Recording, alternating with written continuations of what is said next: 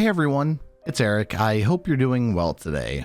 Now, today's video, I want to address something that I normally get in comment sections, in my live chats during live streams, or in my Discord server, which you guys can join. The link will be down in the description below.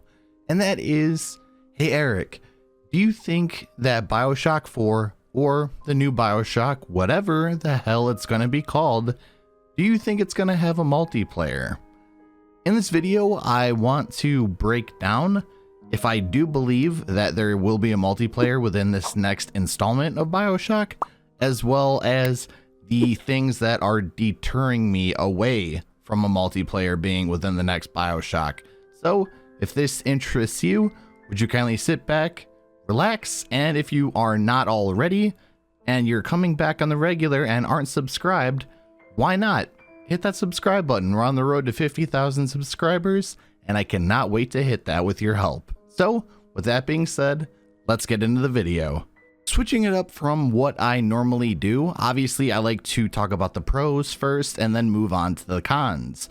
Today, I'm going to flip that. We're going to talk about the cons first, then move on to the pros in the second part of the video.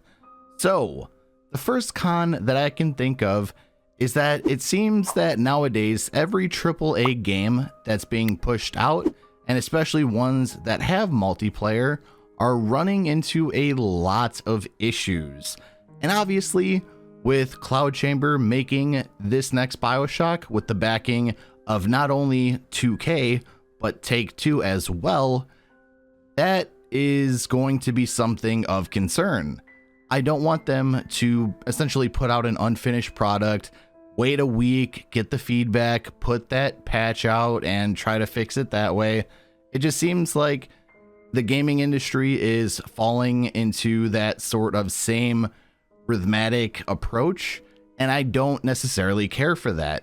It's almost as if the ones pushing out the game have become complacent with how poor the game runs, let's say, on PC. Obviously, then they task the development team to make patches to fix it, and it's just a never-ending cycle over and over and over. It's happened a lot. It's happened with The Last of Us Part 1 port on PC. I know recently there was a lot of issues with God of War going onto PC, and there was a lot of issues with the brand new Star Wars game, all of which are highly impactful AAA games. So that is going to lure me personally away from multiplayer. Let's say the single player is buggy. Imagine what the multiplayer is going to be. And what do you think in reality that they're going to patch first?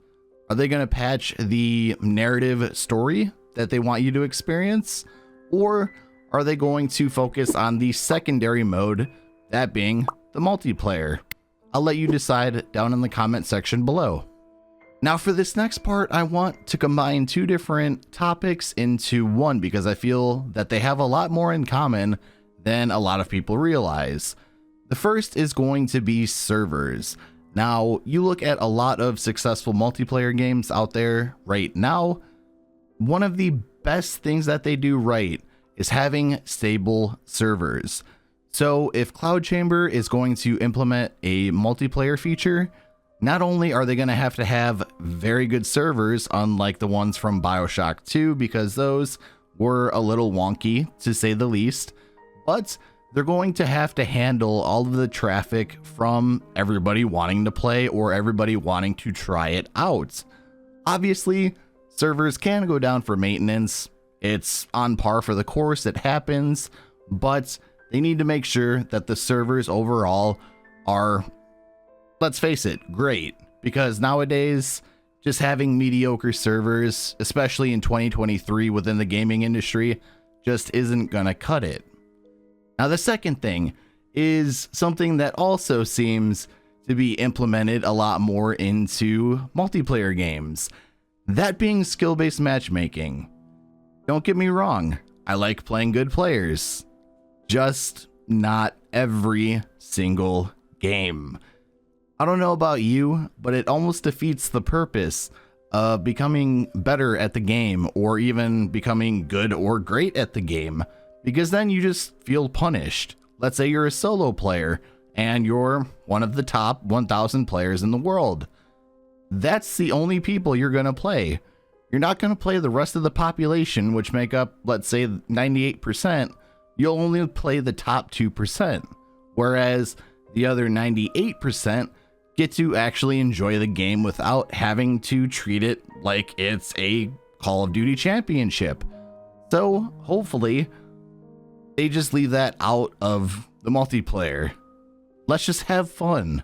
Let's go back to the days where people can get on multiplayer. If you win and do well, you win and do well. If you lose and you have a bad game, you lose and you have a bad game. It happens. So those are probably two of my most personal gripes with multiplayer games nowadays. The final con of this video is something we can actually look back on, that being Bioshock 2's multiplayer. So, in all actuality, it really didn't get too much support from 2K Marin or whoever else was in charge of Bioshock 2's multiplayer. Sure, we've got updates and bug fixes and patches to the main game, and there was some updates here and there for the multiplayer. I can't remember all of them exactly, as it's been 13 years, but having a multiplayer game without any support just seems kind of pointless. You can have overpowered weapons, overpowered plasmids, you can have people cheating, you can have people doing things that ruin the experience for other players. So what I would like to see is, if they do implement a multiplayer feature, please support the game. If you know people are cheating, take care of it. If the weapons need balancing and the plasmids need balancing, just balance them. That's all I ask. Like I said, I would love for this to thrive, but in order for it to thrive, we need the support of the developers. Now, as far as the pros are concerned, I have two major ones, and these apply to me personally. Obviously, yours can differ, but this is just for me personally.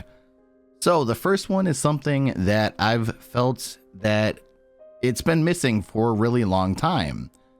I miss being able to come home, or in my case now, be able to log on to my PlayStation, get into a party with a bunch of friends, and just play a game that we all enjoy. We can laugh, we can mess around, we don't absolutely have to try hard every single game. We get to screw around and we get to just have a good time. I know it seems like those days of video games are over because everything is ultra competitive now, everybody wants to be the best, but it would be nice to have that throwback where you can just get on and enjoy the game for what it is. If you die to something stupid, laugh it off. If something stupid happens or something funny happens, you can die laughing. It's something that I genuinely miss and I wish would come back. The second and final thing I'm going to mention is on the content creation side of things. So it's my job as a content creator to, one, make content for you guys, two, make content that's going to entertain, educate, or inform you on how to become a better player, different tactics, etc. And three, I want to just entertain you overall. So having a multiplayer aspect on top of a single player would give me additional content. That way, I would also have additional content to make videos on. Those are the two positives that I genuinely see coming from a multiplayer aspect being added to the new Bioshock.